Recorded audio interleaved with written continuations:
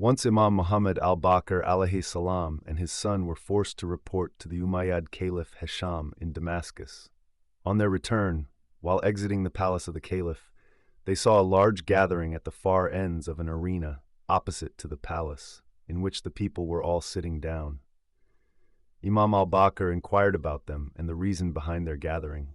People replied, "These are Christian priests and monks who gather in these large numbers every year, and according to years previous, they are awaiting the arrival of their great archbishop in order that they can ask the solution to their questions and problems from him." Imam al-Baqir alayhi salam entered into their gathering in a manner where the people did not recognize him. The news of this was relayed to the caliph Heshaam immediately. Heshaam commissioned some individuals to also go into this gathering and see what would take place from up close. It wasn't long until the archbishop arrived. With much admiration and veneration, the people welcomed him, and he took his seat in front of the gathering. He investigated the crowd, and his eye was drawn to the visage of Imam al-Baqir.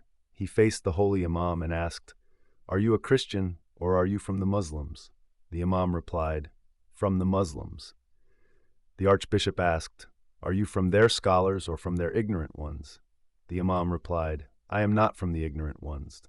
The archbishop then asked, "Should I ask a question first, or will you?" The Imam replied, "If you wish, you can ask." The archbishop asked, "What is the reason that you Muslims claim that the people of paradise drink and eat food, but they have no need for using the restroom? Do you have any examples in this world for this matter, so that it can be made clear?"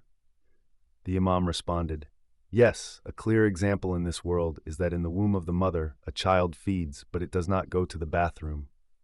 The archbishop replied, "How wonderful, but you said you were not from the scholars?" The Imam replied, "I did not say this.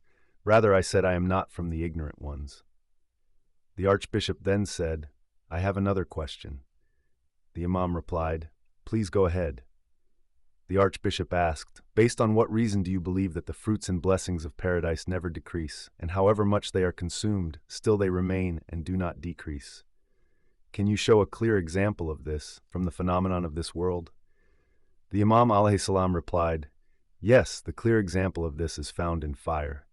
If you light another flame from an existing flame and repeat this hundreds of times, the first flame will remain as it was, and nothing will have been decreased from it."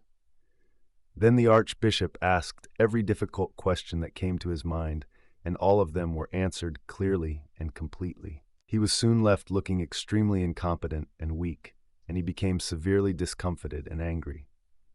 He said, "O people, have you brought a great scholar whose knowledge and religious scholarship is higher than mine, in order to disgrace me and to show the Muslims that their leader is superior and more learned than ours?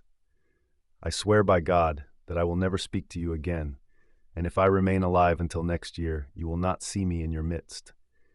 He said these words, rose out of his seat, and left the gathering. Imam Muhammad al-Baqir was the grandson of Imam Hussein. He founded a great university in the city of Medina, where he trained thousands of students. Please keep visiting our channel to see more of these stories from the lives of our Prophet and his holy Ahlul Bayt.